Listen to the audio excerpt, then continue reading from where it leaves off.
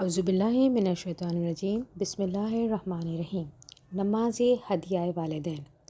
فرزند کے لیے مستحب ہے کہ ماں باپ کے لیے نماز مغفرت پڑھیں۔ نماز ہدیہ والدین 2 رکعت نماز ہے۔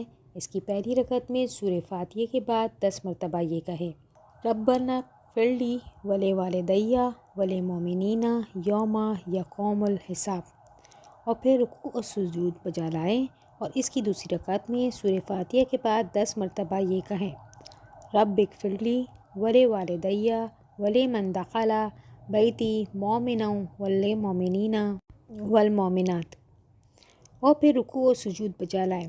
جب سلام سے فارغ ہو تو 10 مرتبہ یہ پڑھیں: رب ارحمہما کما ربیانی صغیرا۔